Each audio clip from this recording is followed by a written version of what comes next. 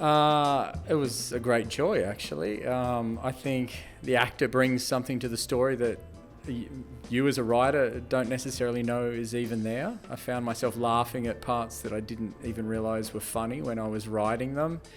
So yeah, I had a terrific time.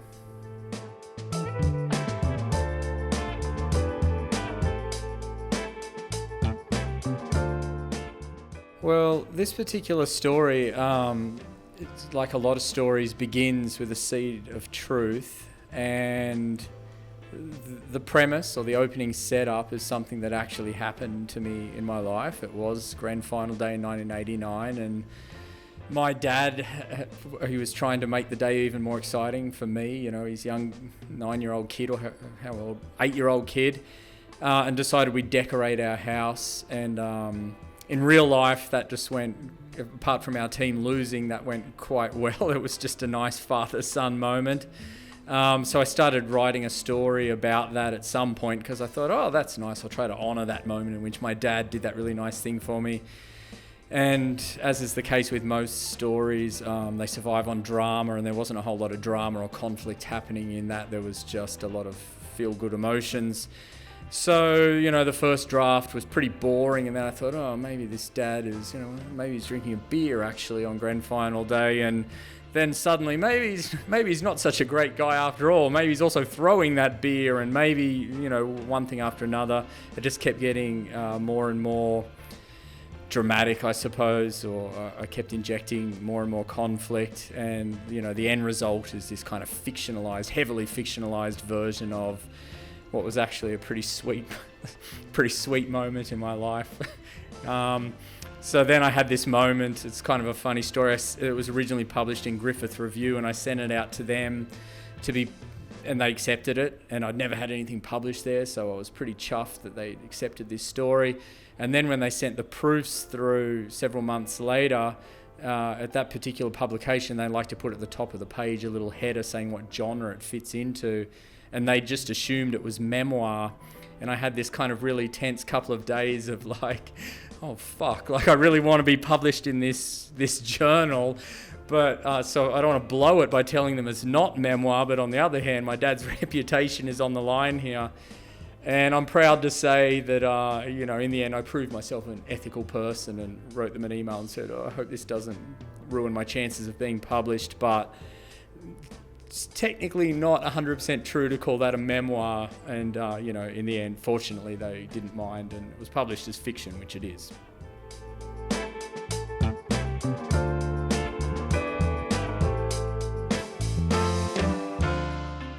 Yeah, well, there's this interesting interplay,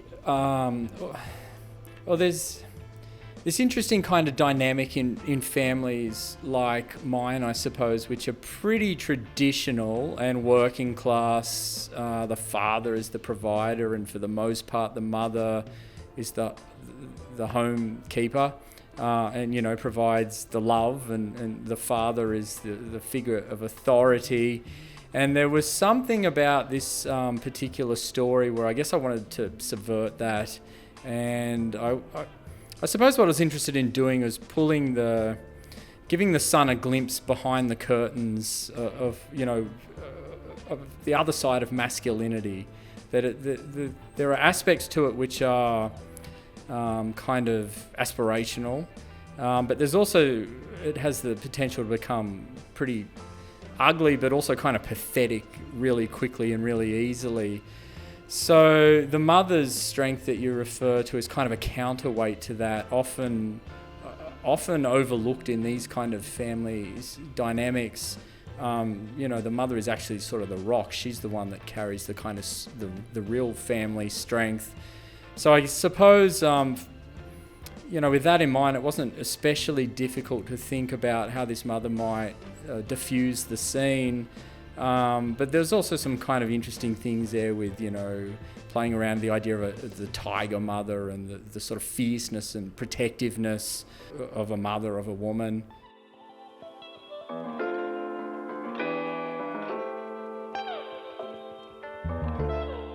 There is certainly something about looking back on your childhood as an adult and seeing things in a whole new light. I'm pretty sure that's an experience that every adult has had. So this particular story is a case of kind of having my cake and eating it too.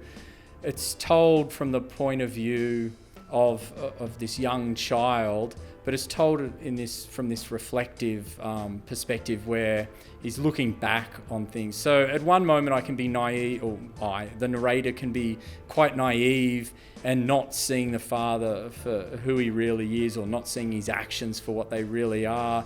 And in the next moment, I can, side with the reader and give you the sense that the narrator understands that there's more to the story than the father might like him to think. So I think it's a writing technique or trick or trope or whatever you want to call it that I've used on numerous occasions.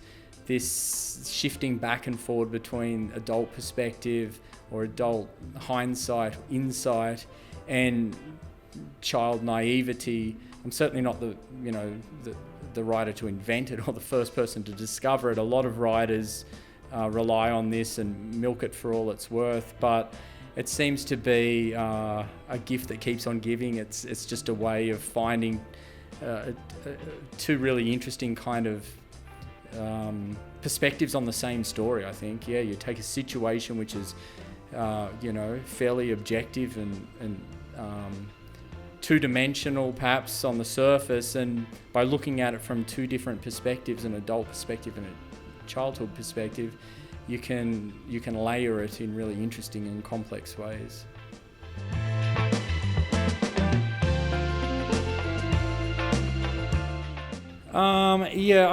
It's interesting because the story is part of a collection of stories that were published as a book, and the name of the book is also Ferocious Animals, so it's a fairly meaningful phrase or title, and it's not a particularly difficult phrase or title to understand. It refers to human behaviour, and I think that it probably taps into my worldview or my attitude or understanding of people, and that is that we live this very, very precarious and fragile civilized existence, and that lurking beneath the surface of most of our interactions is something a whole lot more animalistic, a whole lot more primordial, that is just waiting to get out.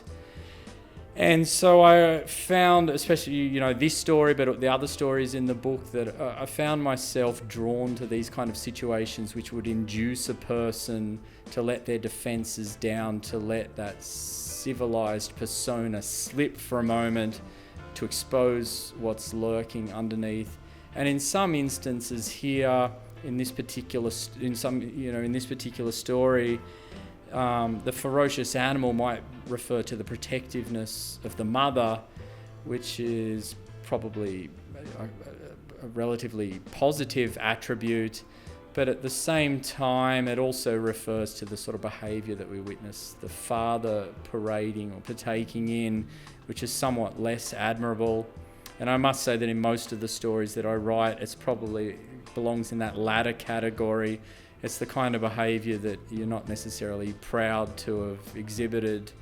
But yeah, I find myself interested in or drawn to that because not just as a writer, but as a person, I often find myself in situations in life where I think, oh, that worked out well, but it really was on a knife's edge there. It could have gone the total other direction.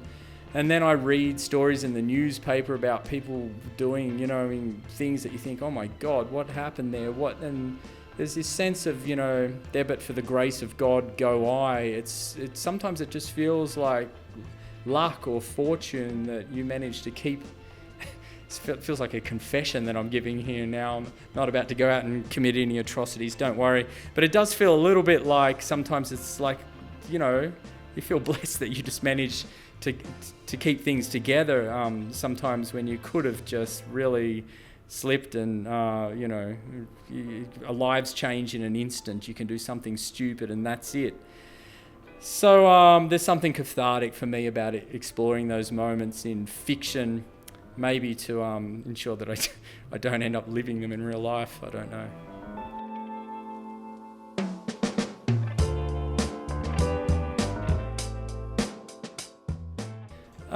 I think this is a kind of dramatic device that goes back at least as far as Greek theatre, where the most atrocious things happen off stage.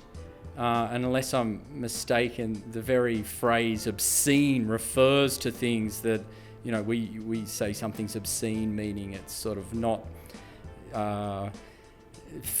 fit for viewing, but it comes from this Greek word meaning obscene, off stage, off scene. And if you think about Greek tragedies like Medea murdering her own children, that doesn't happen in front of the audience, that happens off stage.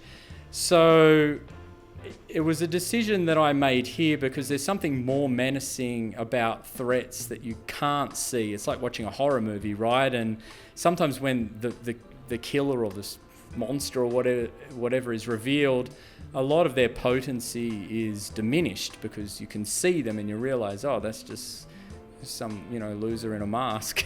But as long as they're lurking out of sight, they have this sort of power, this monstrosity that the imagination kicks into gear and they become even more kind of frightening than they would be. So I think I was exploiting a writing technique that has been exploited by writers going a long, long way back. Yeah.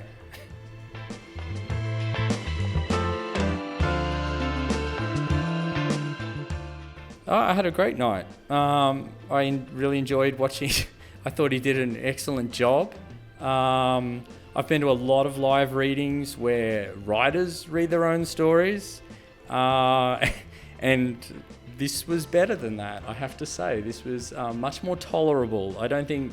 There's something to be said about the art and craft that goes with acting and performance that should not be undervalued. So watching someone who knows what they're doing was a great pleasure. But I've got to say, watching the other performers as well, it wasn't just my story. I really found myself laughing quite a lot in that first story. So if you're one of the 4 people watching this interview on YouTube, can I also advise you to go and watch, listen to Zucchini? I thought that was really, really funny. And that was an instance of the writer performing the story, but I think she's actually also a performer, so she knows her stuff. That was great. I really enjoyed it. Thanks for including my story and finding an appropriate actor to read it.